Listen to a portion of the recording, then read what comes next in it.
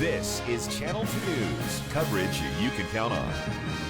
Hey, this morning we have an update on the very harsh weather which is causing big traffic issues across the nation. Plus news of another fatal pedestrian accident and some recommended precautions you can take when you're walking at night. And the head-on collision involving two motorcycles that killed one and injured another. We have the latest on that terrible thing on the Geiger grade. Those stories top your news right now at 5. Here we are at the 20th. The 20th. Wow. Already. Good morning. I'm John Potter. I'm Andy Guevara. Thank you for starting your day here with Channel 2 News. We're going to start with a quick look at weather with Jeff Martinez. Hey, good Jeff. morning. Yeah, this month moving right along. All right, good morning, John and Andy. Colder out there this morning compared to yesterday. 30 degrees at 8 o'clock. We'll do 45 at noon. 54 for the high. More on your weather and traffic coming right up. Good morning. Thank you, Jeff. We do have new information this morning on a deadly motorcycle crash that happened on Geiger Grade over the weekend. Bad stuff here. The motorcycle rider was headed up the mountain toward Virginia City when troopers say he drifted into the opposite lane, hitting another motorcycle.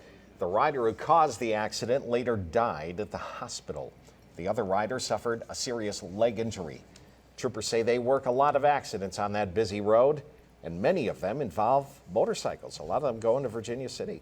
Neither rider in the accident has been identified yet. And the latest on the teenage passenger from Illinois who was killed Saturday morning after being ejected from a Volkswagen Beetle.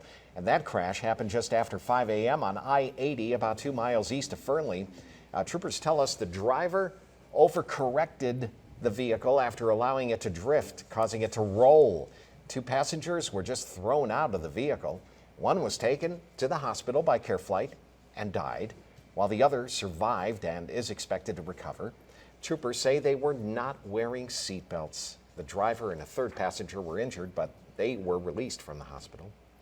And in a story that we first brought you yesterday, another pedestrian has died after being hit by a car. It happened on the 500 block of El Rancho between D and G streets in Sparks. This was yesterday. Sparks police say a woman who was in the crosswalk was hit by a truck traveling north on El Rancho. The driver is cooperating with investigators and is not facing any charges.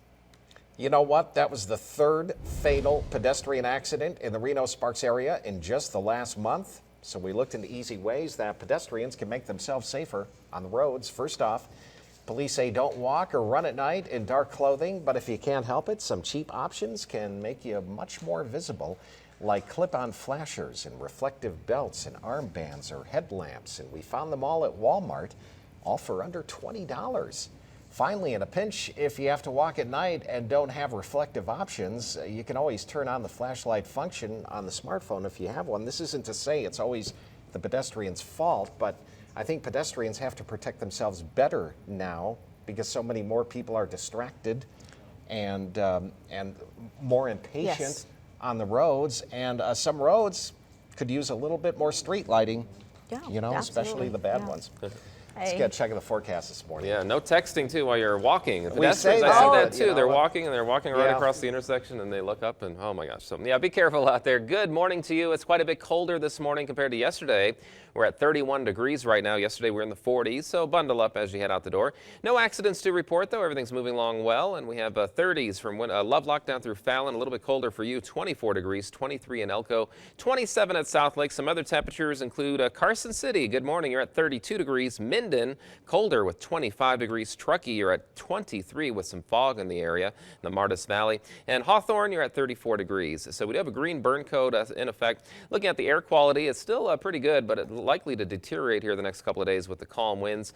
32 degrees, your current temperatures. So again, quite a bit chilly, a little bit colder out there compared to yesterday. Average high is 46. We'll do about 54 today. Yesterday we did 61 degrees, and of course on Sunday we had that record high of 66. So some very warm temperatures for this time of year. That continues today, despite it being just a little bit cooler out there by this afternoon. Here's a look at your forecast then. We'll be cold in the morning with 30 degrees at 8 o'clock, 45 at noon. High today of 54 degrees.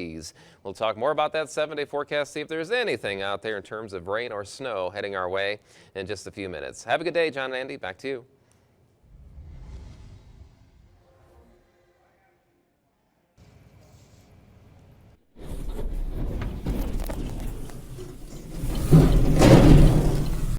Wow, look at that. That scary scene happened on the highway. Tractor trailer sliding out of control in New Jersey, barely missing cars as it jumped the divider. Look at that. Now, this was just one of 5,000 accidents reported Sunday from Maryland to New Hampshire. And some residents in the area are upset, like those in Philadelphia, after the National Weather Service issued a freezing rain advisory 20 minutes after 911 calls started coming in.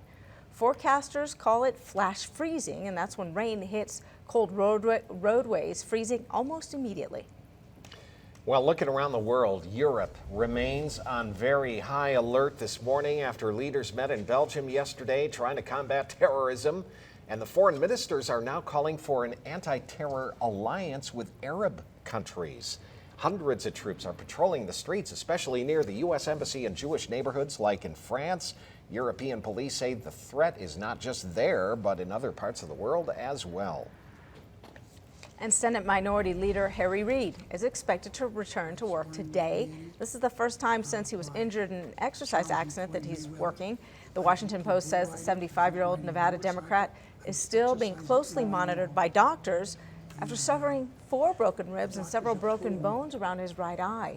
The Washington Post also reports Reid's schedule has not been set and that he is not expected to attend the State of the Union address. And that is tonight when the president lays out his game plan to the nation in the State of the Union address. And the president is expected to talk about a wide variety of issues. Landon Miller's in the newsroom with a preview and what locals have to think about these issues as well. Hey, Landon. Hey, yeah, good morning, guys. There's a lot of big things to talk about, and here's the thing. They all cost money. Now, in order to fund it, the president is proposing to raise taxes on the wealthiest of Americans, something that has some mixed feelings here in northern Nevada. But I would imagine it wouldn't be much of a problem, but when you take an extra 5 percentage points out of that amount of money, it adds up. If I were rich, I'd want to hang on to what I had. No, but I think a good percentage of the very wealthy people understand and will go for it if it's presented to them properly. You know, not here, you're going to pay it.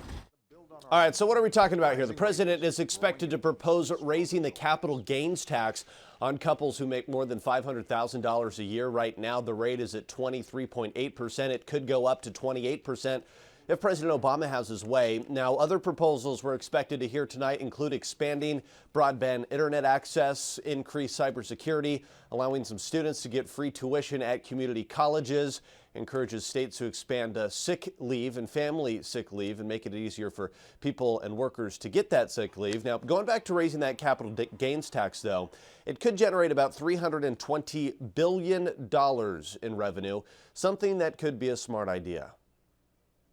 I think that's a smart idea to do that, because all income should be taxed exactly the same way. It shouldn't be, specialized for somebody and specialized for somebody, not specialized for somebody else. All right, so you want to watch the State of the Union address followed by the Republican response? You can do it right here on Channel 2 News.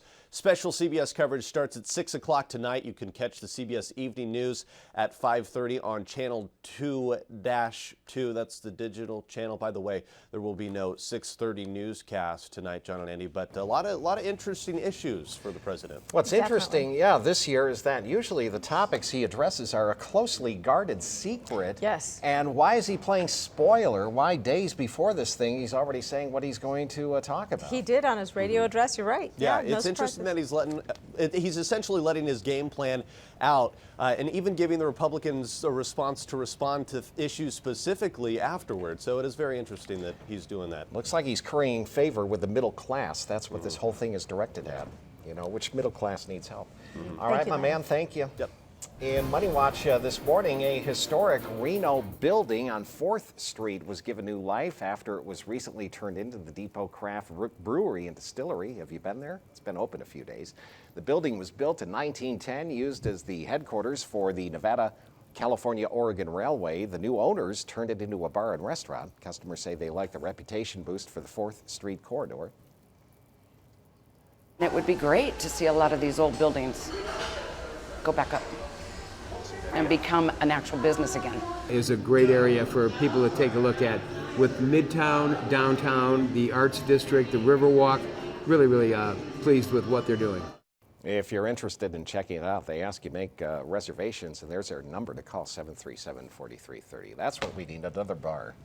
I think it looks beautiful, though. It does look beautiful. All that exposed brick. It's and better than being empty, you know, on East 4th. And cleaned up 4th Street? They are trying to really gentrify that East 4th neighborhood. It needs it. Yeah, It's sure going to be a does. big help. Yeah, could be the next Midtown.